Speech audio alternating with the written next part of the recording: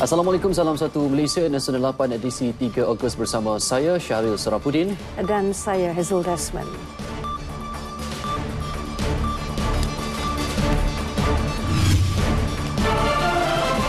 Indeks Syariah Malaysia meningkat.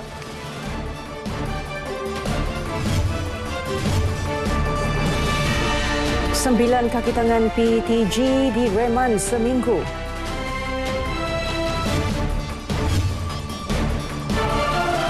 Kerajaan siasat 103 teguran punitif.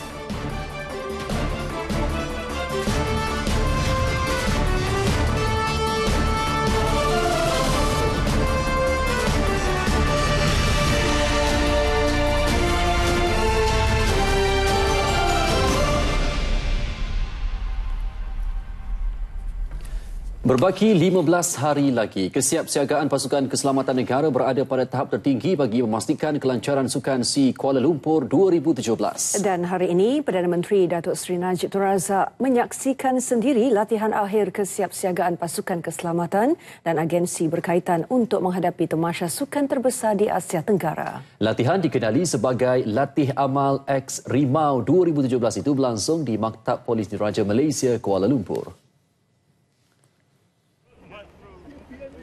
Datuk Seri Najib mengikuti simulasi rundingan di bilik perundingan dan simulasi pasukan pengurusan krisis CMT yang berlangsung secara tertutup.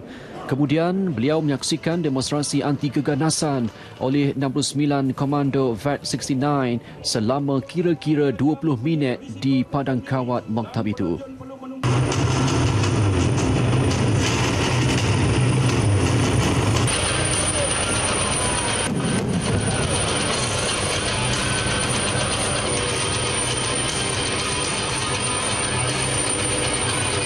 Hadir bersama Timbalan Perdana Menteri Datuk Seri Dr. Ahmad Zahid Hamidi, Menteri Pertahanan Datuk Seri Syamsuddin Tun Hussein, Menteri Belia dan Sukan Khari Jamaluddin serta Ketua Polis Negara Tan Sri Khalid Abu Bakar.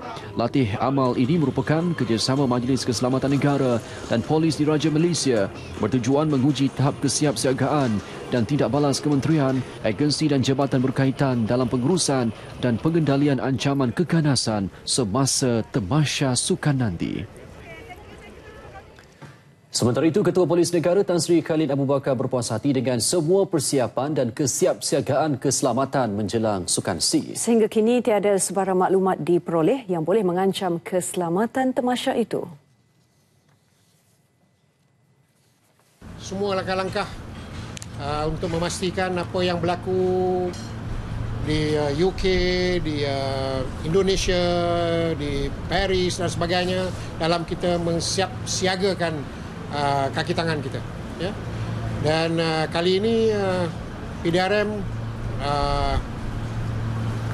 menggunakan konsep NBOS, ya, bersama-sama dengan agensi-agensi lain termasuk Angkatan Tentera Malaysia dan semua agensi-agensi Jabatan Bomba dan Penyelamat, semuanya lah, ya, dalam kita menjayakan keselamatan untuk Sukan SEA ini. 9 anggota penguatkuasa Pejabat Tanah dan Galian PTG Pahang direman 7 hari bagi membantu siasatan kes melindungi kegiatan melombong dan mengangkut bauksit secara haram ketika perintah moratorium dikuatkuasa di negeri itu. Perintah itu dikeluarkan Magistrate Tengku Ilyana Tuan Kamaruzaman. Kesemua 9 kaki tangan PTG Pahang dibawa ke Kompleks Mahkamah Kuantan dengan kawalan ketat pegawai SPRM kira-kira 10-20 minit pagi tadi.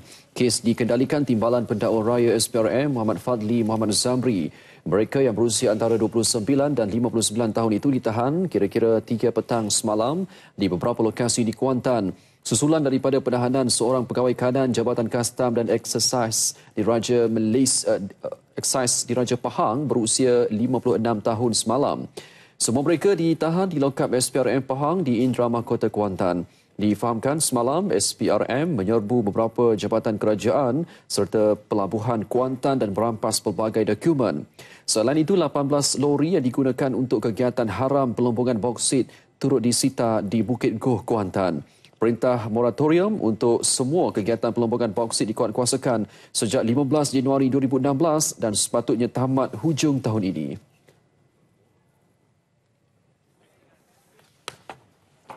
Ini pula di Pulau Pinang. Ketua Pegawai Operasi Rapid Penang, Muhammad Shukri Abdul Rahman, 54 tahun, dihadapkan ke Mahkamah Session Georgetown atas pertuduhan menerima rasuah RM70,000 daripada sebuah syarikat pada 20 April 2015. Tertuduh mengaku tidak bersalah dan mohon dibicarakan. Dia didakwa menerima wang daripada Gionic MSC Sdn Bhd yang dimasukkan ke dalam akaun Maybank milik Nur Jasmin Mustafa untuk mengeluarkan surat pelantikan syarikat itu bagi sebuah projek bernilai RM8.4 juta. Sabit kesalahan, hukuman penjara tidak lebih 20 tahun dan denda tidak kurang 5 kali ganda jumlah atau nilai suapan. Mahkamah membenarkan tertuduh diikat jamin RM50,000 dengan seorang penjamin. Sebutan semula kes 16 Ogos ini. Perdana Menteri Datuk Seri Najib Tun Razak mengumumkan pencapaian memberangsangkan pentadbiran negara daripada perspektif maqasid syariah. Skor Indeks Syariah Malaysia bagi 2017 mencatat 76.06% berbanding 75.06% pada 2015, iaitu peningkatan 0.64%. Perdana Menteri menegaskan skor Indeks Syariah Malaysia mencatat peningkatan amat ketara dalam 4 bidang: kesihatan, prasarana dan persekitaran, ekonomi dan sosial. Matlamat utama pelaksanaan Indeks Syariah Malaysia bagi memupuk perpaduan ummah dalam kalangan rakyat.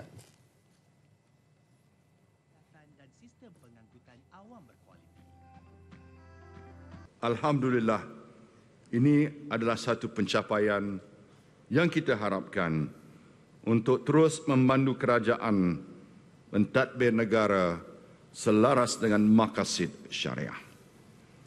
Beberapa dapatan penting Indeks Syariah 2017 ini membuktikan bahawa usaha-usaha dan inisiatif yang telah dan sedang dilaksanakan oleh kerajaan memberi impak yang besar kepada rakyat. Perdana Menteri juga memaklumkan yang menarik perhatian tentang dapatan Indeks Syariah Malaysia 2017 ialah jumlah responden terdiri daripada Islam dan bukan Islam. Jumlah responden keseluruhan yang terlibat dalam Indeks Syariah Malaysia 2017 ini adalah seramai 27,292 orang, pembuat dasar seramai 2,280 orang, pelaksana dasar seramai 6,555 orang dan masyarakat seramai 18,457 orang. Apa yang menarik tentang dapatan Indeks Syariah Malaysia 2017 ini ialah jumlah responden terdiri daripada Islam dan bukan Islam.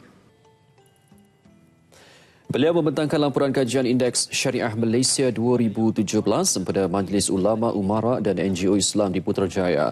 Hadir bersama Timbalan Perdana Menteri Datuk Seri Dr. Ahmad Zahid Hamidi dan Ketua Setiausaha Negara Tan Sri Dr. Ali Hamzah. Perdana Menteri dan Div-Div Kehormat akan Pada majlis sama, Datuk Seri Najib mengumumkan sumbangan khas kerajaan sebanyak RM2 juta kepada NGO Islam di negara ini. Manakala Mufti Perak Tan Sri Dr. Harusani Zakaria dianugerahkan tokoh ulama sepanjang zaman. Presiden Pertubuhan Muafakat Sejahtera Masyarakat Malaysia Ismail Mina Ahmad dan Timbalan Presiden Aqsa Sharif Dr. Fauziah Muhammad Hassan pula masing-masing diumumkan sebagai tokoh NGO lelaki dan wanita. Presiden Gabungan Pelajar Melayu Semenanjung Zamri Muhammad Isa dianugerahkan tokoh NGO belia. Sementara itu, Tan Sri Harusani menegaskan pegangan kepada maqasid syariah juga bertujuan menyelamatkan agama, bangsa dan negara. Usaha ke arah pelaksanaan maqasid syarikat menurut beliau sudah dimulakan kerajaan sejak 2007. Pasal kalau kita nak pegang kepada lain daripada maqasid syariah, kita pegang kepada fiqhul muamalat, kita mesti tak boleh berjalan. Pasal benda masih lagi terlalu banyak yang tidak Islamik pelayan kan. Jadi kita pergi berpegang kepada maqasid syariah untuk menyelamatkan bangsa, menyelamatkan negara, menyelamatkan bangsa dan menyelamatkan Islam.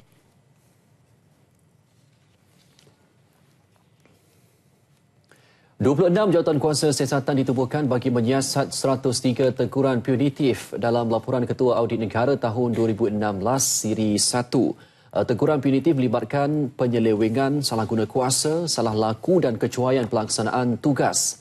Ketua Setiausaha Negara Tan Sri Dr. Ali Hamzah berkata daripada 26 jawatan kuasa itu, 14 akan menyiasat 60 teguran punitif membabitkan 11 kementerian. Siasatan bertujuan memperoleh keterangan relevan daripada aspek kesaksian dan keterlibatan pegawai dalam kes yang dilapor.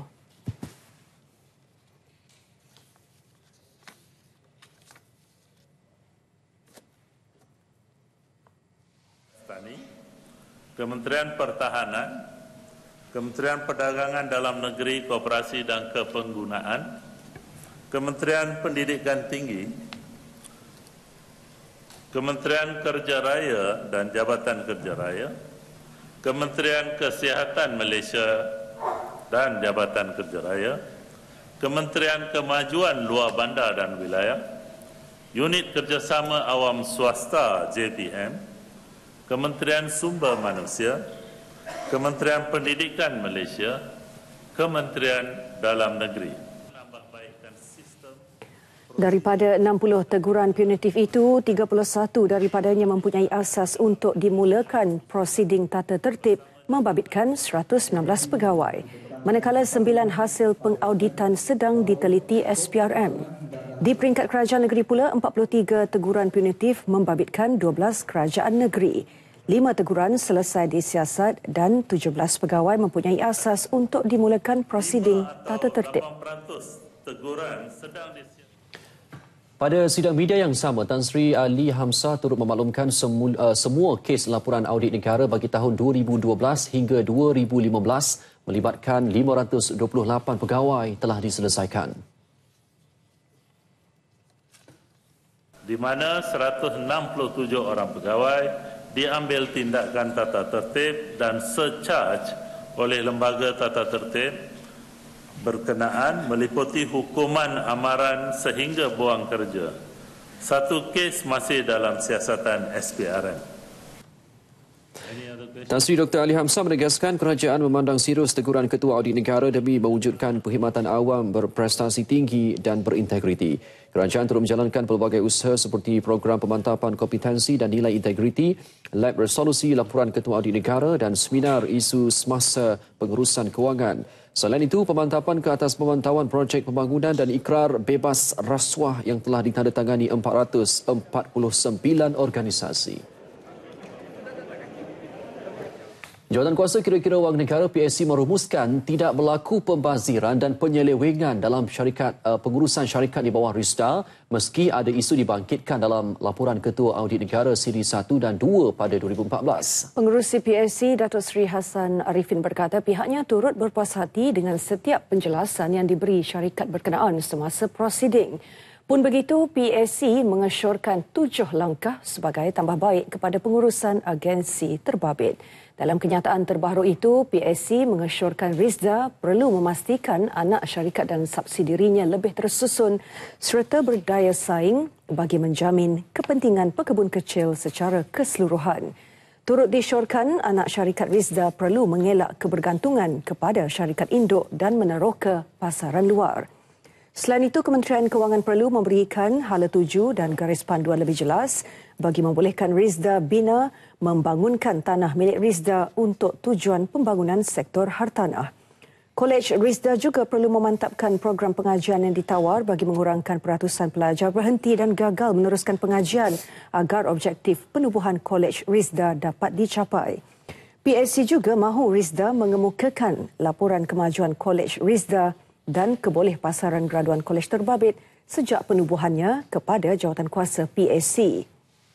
4 syarikat Rizda terbabit ialah aspek Sdn Berhad, aspek Plantation Sdn Berhad, aspek Livestock Sdn Berhad serta Rizda Bina Sendirian Berhad.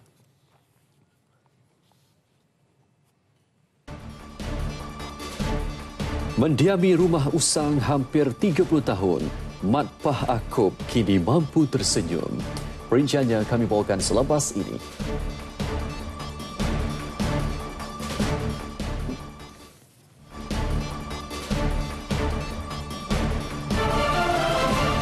Dengan wajah dan semangat baru, kami bawakan kepada anda berita-berita harian terpenting dan menyeluruh. Meliputi aspek politik, ekonomi, sosial, hiburan dan sukan di dalam dan luar negara. Kini berada di Parlimen Di Dataran Merdeka, menjadikan waktu istirahat anda bersama keluarga lebih bermakna. Merangkumi semua berita terkini, menambah pengetahuan anda. Semua kami tampilkan hanya di Nasional 8. Kerajaan sedang berusaha menyempurnakan laluan kedua transit aliran massa MRT Sungai Buloh Serdang Putrajaya.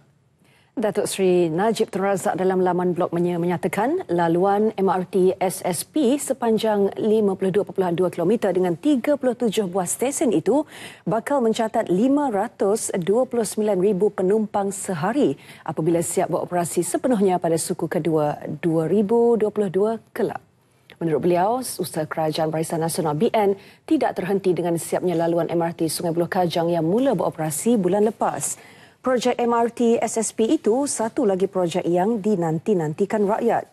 Datuk Seri Najib turut berkongsi kegembiraan beliau membaca maklum balas pengguna berkenaan MRT Sungai Buloh Kajang. Kebanyakannya memberikan maklum balas positif, malah berbangga dengan hasil kerja anak-anak tempatan yang merancang, mereka cipta dan membina projek pengangkutan awam bertaraf dunia itu.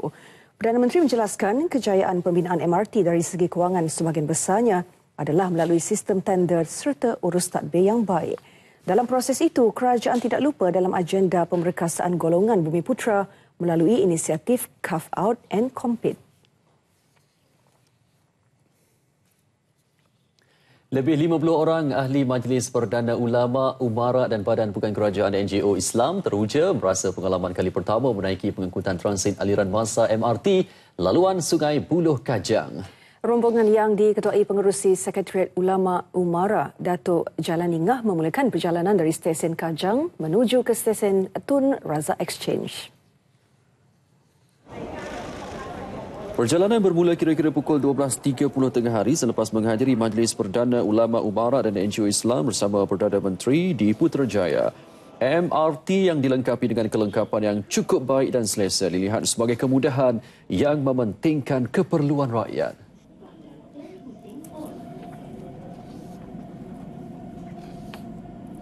Dari segi aspek menjaga memelihara makosyd syariah. Maknanya Perdana Menteri telah memikirkan dari segi aspek menjaga memelihara dari segi konteks agama, memelihara dari segi konteks harta dan juga nyawa. Sebab pengangkutan awam ini sebenarnya dengan kos yang semurah dapat kita pergi ke Sungai Buloh dalam kos yang lebih cepat dan juga kos yang murah. Maknanya kita jimat duit kita. Kesemua anggota rombongan turut kagum dengan sistem pengangkutan baharu yang dilancarkan sepenuhnya pada 17 Julai lalu.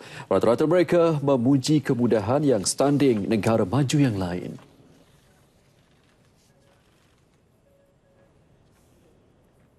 Kerajaan telah pun menunaikan tanggungjawab hakul hukumah kepada rakyat untuk mendapat manfaat bersama, dan saya yakin ia adalah bersifat kepentingan kepada semua kaum, kepada semua bangsa, kepada hatta pelancong yang datang berada di negara kita juga pun mendapat nikmat, dan akhirnya sudah pasti apa yang ada ini menjadi model yang terbaik untuk dibangunkan dicontohi oleh negara-negara lain. Memberi kemudahan sebagaimana yang disebut oleh Al-Imam Mawardi dalam kitabnya Ahkam As-Sultaniyah, tanggungjawab seperti menyediakan prasarana, menyediakan kemudahan-kemudahan yang menjadi hak yang wajib ke atas pemerintah melaksanakannya, maka ia telah mengambil sejuzuk berkenaan dengan masalah pengangkutan, bahkan keamanan, bahkan masalah-masalah yang berkaitan dengan hala tuju masyarakat ke arah yang lebih baik dan ketenangan dan kedamaian dalam kehidupan.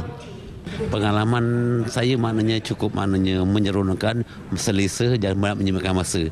Dari segi pandangan saya daripada masyarakat ataupun mereka yang terlibat menggunakan MRT tadi, saya rasa memang cukup ceria. Satu yang menakjubkan lah, biasa kita naik RL ataupun yang lain lah macam yang sedia ada kan. Tapi kali ini agak macam luar biasa. Suasana di dalam tu nyaman. Keadaan nampak macam besar sikit kan, macam besar. Lepas tu, dan setiap stesen yang kita berhenti tu nampak keselesaan tu ada. Terutamanya yang saya sampai kat sini, alhamdulillah begitu menarik sekali. Negaraku, Malaysia! Negaraku, Malaysia! Negaraku, Malaysia! Terima kasih! Terima kasih! Bekas Perdana Menteri Tun Abdullah Ahmad Badawi dan isteri Tun Jane Abdullah juga meluangkan masa menaiki tren LRT dari stesen Hang Tuah ke stesen Bukit Jalil. Dari situ, beliau mengunjungi Kompleks Sukan Nasional Bukit Jalil bagi meninjau suasana persiapan menjelang Tamasya Sukan SEA 2017 dan Sukan Para ASEAN yang bakal berlangsung dalam beberapa minggu lagi. Tun Abdullah turut diiringi Ketua Jabatan Operasi Rel Laluan Ampang, Rahimi Ahmad. Beliau berharap seluruh rakyat Malaysia tidak akan melepaskan peluang memberikan sokongan dan semangat kepada para atlet negara yang akan mengambil bahagian dalam kedua-dua acara penting itu. Tun Abdullah turut melahirkan rasa kagum dengan segala penambahbaikan yang dilakukan terhadap kompleks sukan itu selain stesen LRT Bukit Jalil yang berwajah baharu. Laluan LRT Sri Petaling dijangka sibuk kerana merupakan antara laluan yang akan digunakan orang ramai untuk ke Stadium Nasional Bukit Jalil bagi menyaksikan tamasya sukan berkenaan. Tiada apa yang lebih menggembirakan seorang warga emas apabila rumah usang yang telah didiami hampir 30 tahun dapat dibaiki semula melalui projek Touchpoint 2017. Projek Titik Sentuhan dengan dana RM10,000 itu merupakan inisiatif Unit Penyelarasan Pelaksanaan Jabatan Perdana Menteri ICU JPM bagi membantu golongan yang kurang berkemampuan mendapatkan kediaman yang lebih selesa. Mat Sah Akub, 81 tahun, merupakan penerima pertama untuk fasa pertama program bantuan baik pulih rumah secara gotong royong di Melaka. Aku banyak terima kasihlah sama Datuk ada tolong, semua tolong orang kita tentu tolong. Terima kasih. Ya duduk rumah tak ada lah. Sebelum ni sangat teruk banjir dengan jeng bocor. Keadaan memang teruk kayu semua dah reput. Bila tidur hujan pun turun bocor kan. Pemilihan Mat Sah sebagai penerima bantuan adalah berdasarkan senarai ikasi yang dikeluarkan oleh Jabatan Kebajikan Masyarakat JKM. Kita buat untuk yang macam kasih katalah untuk apa memberi kemudahan kepada golongan sasar yang berdata IKC, di mana rumah-rumah yang kita kira agak uzur tapi boleh berekonomik untuk digunakan lagi, kita baiki tengoklah apa yang rosak. Bumbung atau rumah ni bumbung, bagi bumbung dan mungkin ada kayu-kayu dinding kan. Sebanyak 10 buah rumah di sekitar Parlimen Bukit Katil dipilih untuk menerima bantuan di bawah program ini.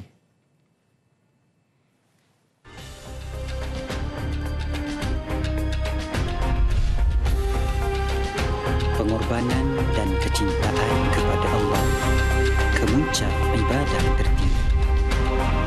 Lengkapkan imanku dengan cahaya hikmahmu.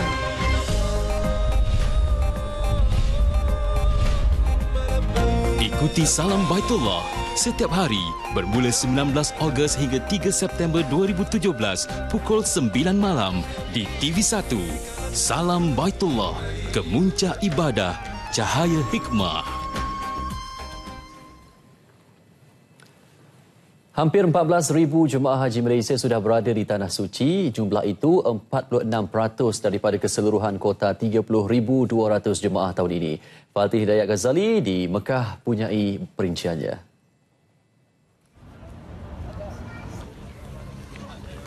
Statistik dari 24 Julai hingga 2 Ogos menunjukkan 10,900 jemaah masih berada di Madinah, manakala 3,045 jemaah sudah tiba di Makkah.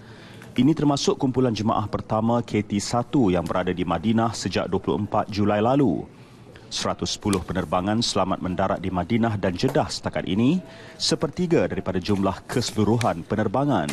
Mengikut jadual yang terkini, kita ada 46 penerbangan yang akan mendarat di Madinah dan 64 penerbangan yang mendarat di Jeddah. Ini adalah perangkaan terkini. Mungkin ada perbezaan, nanti kita akan update dari masa ke semasa. Yang daripada 46 yang sepatutnya mendarat di Madinah, 29 telah pun tiba. Manakala 64 yang sepatutnya tiba di Jeddah, 8 telah pun tiba. Jadi keseluruhan penerbangan yang telah tiba adalah 37 penerbangan. Lebih kurang 1/3 daripada penerbangan kita. 28 hari menjelang hari wukuf di Arafah, Tahap kesihatan keseluruhan jemaah haji Malaysia dalam keadaan terjaga di bawah pemantauan klinik-klinik dan pusat-pusat rawatan di maktab. Kurang daripada 10 lah saya rasa yang berada sekarang di pusat rawatan kita. Mereka biasalah sama ada kepenatan, demam-demam biasa, sakit. Saya dimaklumkan oleh pihak rumbungan perubatan. Alhamdulillah kesihatan jemaah semuanya dalam keadaan yang terjaga. Dan yang mana yang memerlukan rawatan lanjut, kita akan bawa mereka kepada Hospital Arab Saudi. Bagi memastikan kesempurnaan ibadah khususnya kepada jemaah yang kali pertama di Tanah Suci, 8 modul bimbingan turut disediakan TH disokong khidmat pembimbing ibadah haji Tanah Suci PIHTAS. Daripada keseluruhan 600 petugas TH, 565 orang sudah berada di Tanah Suci dan dijangka tiba sepenuhnya dalam tempoh seminggu lagi. Dari Makkah, Fatil Hidayat Ghazali dan juru kamera Muhammad Suhaimi Mahmud melaporkan untuk TV1.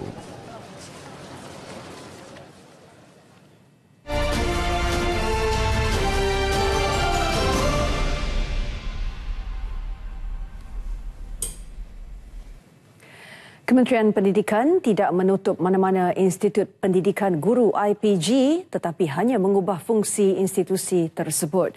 Daripada keseluruhan 27 IPG, hanya 10 IPG diubah fungsi, manakala 17 lagi IPG masih beroperasi seperti biasa. Jelas Menterinya Datuk Seri Mat Nazir Khalid, kapasiti 17 IPG tersebut masih mampu menampung keseluruhan jumlah guru pelatih yang diperlukan.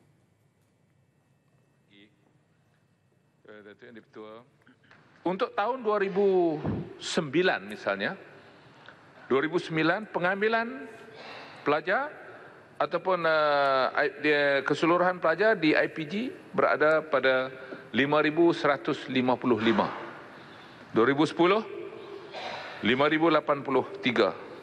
Dan pada 2015, keseluruhan pelajar 2,902 di IPG. Oleh demikian, kerajaan berpendapat sesuai dengan transformasi pendidikan, wajarlah bangunan-bangunan yang berlebihan di IPG ini diubah suai untuk digantikan dengan college vocational ataupun politeknik. Assalamualaikum warahmatullahi wabarakatuh dan selamat pagi. Menjawab soalan Wakil Parlimen Hulu Langat Dr. Cik Rosli Cik Mat, 10 IPG telah ditukar status kepada institusi pendidikan lain seperti kolej vokasional atau politeknik selaras keperluan semasa. Namun IPG yang diubah fungsi itu masih beroperasi sebagai institut pendidikan guru sehingga tamat pengajian pada 2020.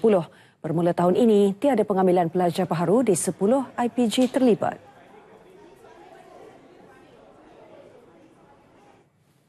Pemandu teksi disaran menyertai perkhidmatan e-hailing kerana sistem itu memberi banyak manfaat.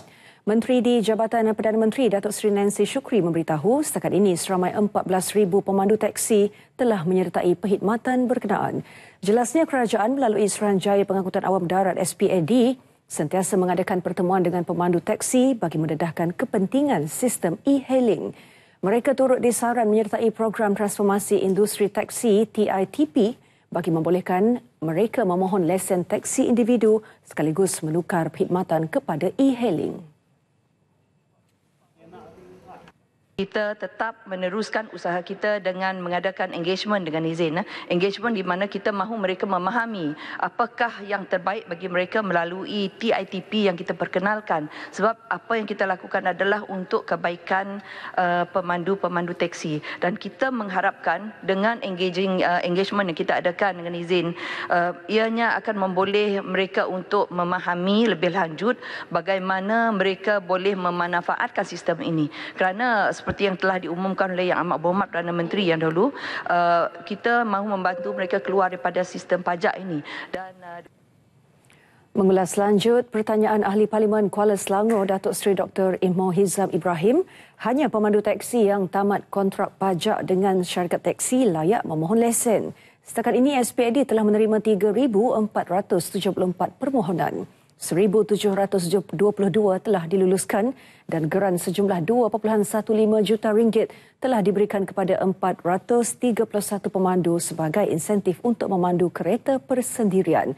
Keputusan Dewan Rakyat meluluskan RUU Akta Pengangkutan Awam Darat 2017 membolehkan perkhidmatan e-hailing seperti GrabCar dan Uber menjadi perkhidmatan yang sah di sisi undang-undang termasuk di Sabah dan Sarawak. Isu penularan kandungan dan berita palsu di internet turut dibangkitkan di Dewan Rakyat. Sebanyak 221 kes melibatkan media sosial, laman sesawan dan blog disiasat sepanjang Januari tahun lalu sehingga Jun tahun ini. Daripada jumlah itu, 19 kes telah dikompaun dan 5 kes telah didakwa dan disabitkan kesalahan. Menurut Menteri Komunikasi dan Multimedia Datuk Seri Dr. Saleh Said Keruak, tahun ini sahaja hampir 2,000 akaun palsu dikenal pasti dan kesemuanya telah disekat atau ditutup untuk disiasat. Dalam tahun ini sahaja, pelbagai tindakan telah diambil ke atas hampir 2,000 akaun palsu yang telah dikenal pasti termasuk sekatan dan penutupan akaun. Untuk tindakan penutupan akaun palsu akan dilaporkan kepada pihak penyedia perkhidmatan media sosial yang kebanyakannya berada di luar negara seperti Facebook dan Twitter berdasarkan pelanggaran terma dan syarat yang ditetapkan oleh mereka sendiri. Daripada 2,000 akaun palsu tersebut, hampir 75% telah diambil tindakan dan selebihnya masih dalam siasatan. Jelasnya kesemua akaun palsu tersebut didakwa di bawah Undang-Undang Kanun Keseksaan, Akta Hasutan 1984, Akta Fitnah 1957 dan Akta Komunikasi dan Multimedia 1998. Menjawab soalan Wakil Parlimen Sabak Bernam, Datuk Seri Dr. Saleh menjelaskan aplikasi mudah alih bagi portal sebenarnya.my sedang dibangunkan untuk memudahkan proses pengaduan orang ramai berhubung penularan berita palsu di laman sosial. Kini, berita RTM tampil lebih segar dengan wajah dan semangat baru. Hanya di RTM, teman setia anda. Perdana Menteri Datuk Seri Najib Tun Razak menerima kunjungan hormat Ketua Terus Angkatan Tentera Arab Saudi, Jeneral Abdul Rahman Saleh Al-Banyan di Putrajaya. Ini merupakan lawatan rasmi kali pertama beliau ke negara ini sejak menjawat jawatan tertinggi dalam Angkatan Tentera Diraja Arab Saudi. Hadir bersama Duta Arab Saudi ke Malaysia Mahmud Hussein Qatan dan Panglima Angkatan Tentera Jeneral Tan Sri Raja Muhammad Effendi Raja Muhammad Noor. Dalam pertemuan tertutup selama hampir setengah jam, Datuk Seri Najib dan Jeneral Abdul Rahman bertukar-tukar pandangan mengenai aspek keselamatan kedua-dua negara selain isu-isu antarabangsa. Dalam satu lagi majlis berasingan, Jeneral Abdul Rahman turut mengadakan kunjungan hormat terhadap Menteri Pertahanan Datuk Seri Syamuddin di Kementerian Pertahanan. Sejurus tiba, Jeneral Abdul Rahman diberi penghormatan memeriksa kawalan kehormat utama Regimen Askar Melayu Diraja serta diperkenalkan kepada pegawai-pegawai kanan ATM. Hadir bersama Panglima ATM Jeneral Tan Sri Raja Muhammad Effendi Raja Muhammad Noor dan Panglima Tentera Darat Jeneral Datuk Sri Zulkifli Kasim.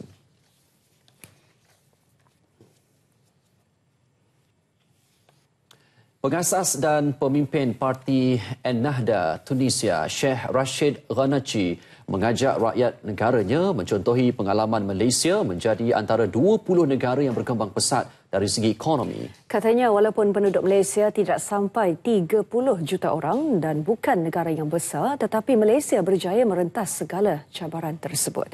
Dalam temu bual dengan stesen TV Tunisia, Nesma TV, Sheikh Ghannouchi memuji Malaysia sebagai sebuah negara yang bersih, bersistem dan maju tetapi patuh kepada ajaran Islam.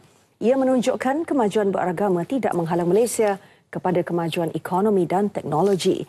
Katanya wanita di Malaysia pula sangat patuh terhadap agama Islam tetapi sangat berperanan dan melibatkan diri dalam masyarakat sama ada dalam bidang politik, sosial dan kebudayaan.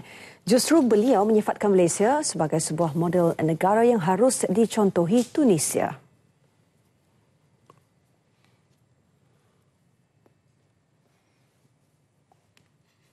انطلقنا مع بعضنا نحن في الستينات انطلقنا مع ماليزيا الآن في 20 ونحن في 80 ما بيناتنا 60 دولة، معناها هي قطعة 60 دولة.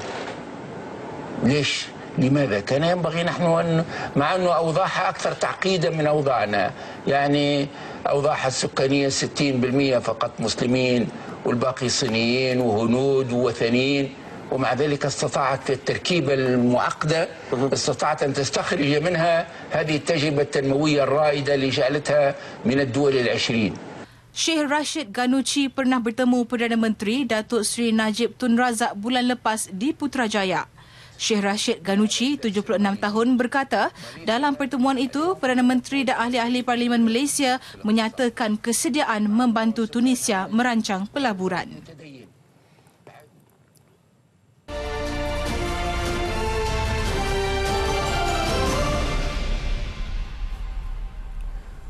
Kedudukan hutang negara kekal terurus dan kini berada pada paras 51.7% daripada keluaran dalam negara kasar KDNK. Ketua Setiausaha Perbendaharaan Tan Sri Dr. Muhammad Irwan Sri Abdullah menegaskan kedudukan itu jauh di bawah paras berkhidmat 55%, sekaligus menepis dakwaan pihak tertentu bahawa hutang negara terlalu tinggi. But the ability to pay is there. And if we look down the road for another 20-30 years, the economy will be able to pay all this debt. I'm talking about government debt and also debt by the institution. The institution which borrow, they are able to pay on their own. Like Prasarana generates, their own income. ECRL, they are borrowing. The rail itself, in the long run, can pay off their debt. Khazanah borrowing also some of the borrowing which we give GG, they can pay on their own. So all this thing is already in the government book, who is going to pay which loan, how in the long run. Tan Sri Dr. Irwan berkata demikian pada taklimat media mengenai laporan Ketua Audit Negara tahun 2016 seri 1 di Putrajaya. AirAsia Berhad mencatatkan peningkatan 14% dalam trafik penumpang pada suku kedua 2017 menjadi 15.81 juta. Syarikat penerbangan tambang rendah itu dalam satu kenyataan memaklumkan peningkatan ini bersamaan kenaikan lebih 11% dalam kapasiti. Faktor muatan AirAsia juga kukuh sebanyak 88% berbanding 85% tahun ke tahun sebelum ini. Operasi bersama AirAsia Berhad dengan sijil pengendali udara terdiri daripada Malaysia, Thailand, Indonesia, Filipina dan India mencatat faktor muatan 89%, naik 2% berbanding tempoh sama tahun lalu. Permintaan kukuh untuk perjalanan udara membawa kepada pertumbuhan 10% tahun ke tahun dalam jumlah penumpang kepada 9.61 juta, kenaikan lebih 8% dalam kapasiti.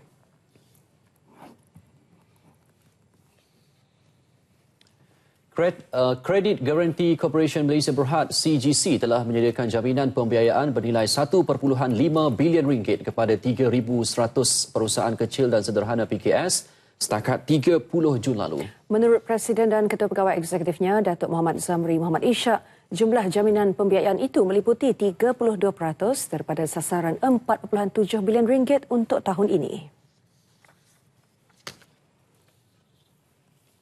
Slightly below target. There are some challenges that we have faced, but we are still confident that we'll be able to meet our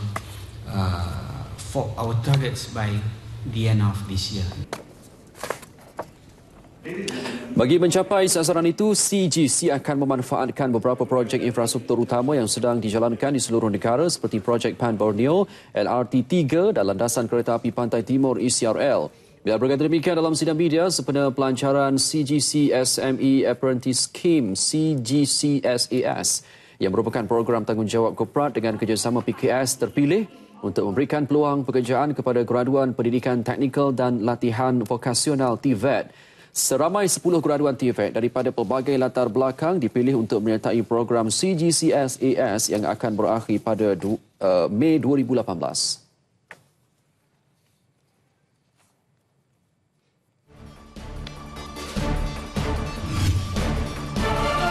DMB tampil selaku penaja emas Sukan SEA 2017.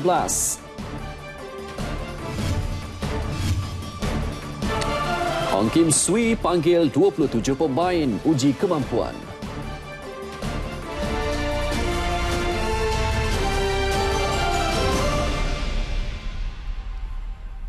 Baik, menjelang Sukan SEA Kuala Lumpur KL 2017, syarikat berkaitan kerajaan GLC Tenaga Nasional Berhad TMB tampil sebagai rakan penaja rasmi tenaga kategori emas dan pasukan hoki kontingen kebangsaan bagi Sukan SEA KL 2017. Jelas Menteri Belia dan Sukan Khairi Jamaluddin, tajaan merangkumi wang tunai dan barangan bernilai lebih RM3 juta untuk KL 2017. Selain daripada penajaan KL 2017, TNB juga adalah co-sponsor kepada program Satu Pingat Satu Pokok, menunjukkan komitmen TNB kepada pembangunan lestari dan juga sustainability. Dan saya harap bahawa melalui penajaan ini juga TNB juga akan terus memberi sokongan kepada sektor sukan kita. Selain itu, TMB turut memberi insentif sejumlah RM52,000 kepada pasukan hoki kebangsaan dalam meraihkan kejayaan pasukan negara layak ke pusingan akhir Piala Dunia 2018 yang bakal berlangsung di India. Tajaan ditandatangani Ketua Pegawai Korporat TMB Datuk Wira Roslan Abdul Rahman dengan Ketua Pegawai Eksekutif Sekretariat MASOK Datuk Seri Zulkifli Embong, disaksikan Menteri Belia dan Sukan Khairi Jamaluddin di Ibu Pejabat TMB Kuala Lumpur. Larian obor Sukan SEA dan Sukan Para Kuala Lumpur KL 2017 yang memasuki hari keempat peringkat negeri Selangor terus menjelajah ke daerah Gombak. Selepas daerah Sabak berenam, larian obor dibawa menjelajah daerah Gombak. Larian bermula 7.30 pagi di pekarangan Padang Futsal Selayang Pandang. Larian melibatkan jarak sejauh 5.1 km diketuai Pegawai Kemajuan Zon 5 Unit ICU Zon Gombak, Muhammad Kamarul Yahya Hussein bersama kira-kira lebih 500 peserta yang terdiri daripada orang awam, pelajar IPTA, IPTS, College Community dan kaki tangan Majlis Perbandaran Selayang. Obor kemudian diserahkan kepada yang Pertua Majlis Perbandaran Sepang, Datuk Puasa Mat Taib, menandakan larian obor akan dibawa ke daerah tersebut esok.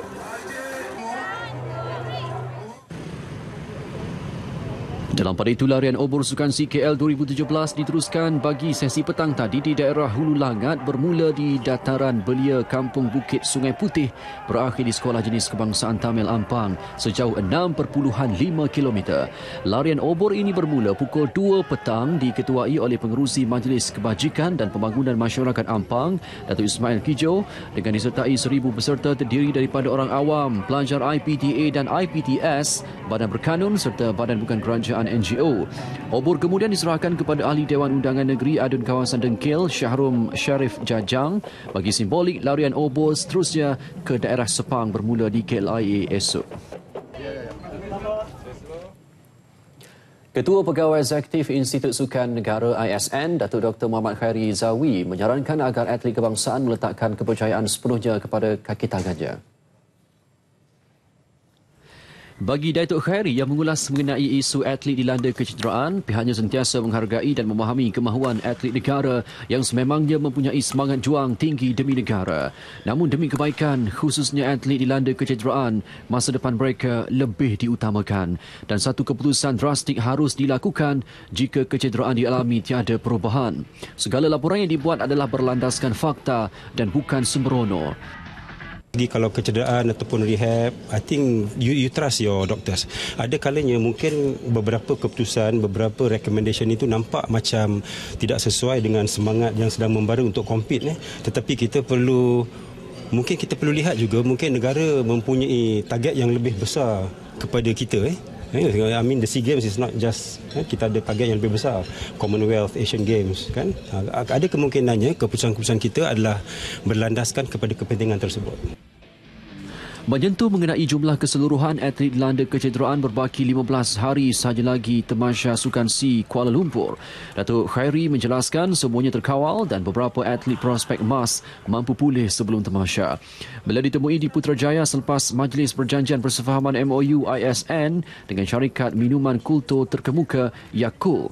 Dalam masa yang sama, Yakult Malaysia yang diumum sebagai rakan minuman rasmi probiotik ISN bersetuju menaja 100,000 botol air kepada atlet negara dengan penajaan berjumlah 94,000 setahun. Penajaan bermula bulan ini sehingga Ogos 2020. Hadir menyaksikan MOU berkenaan adalah pengerusi ISN Datuk Seri Abdul Azim Muhammad Zabidi. ISN turut menjalinkan kerjasama dengan Monash University dan Universiti Malaysia Pahang UMP khususnya dalam bidang kaitan penyelidikan dan pembangunan.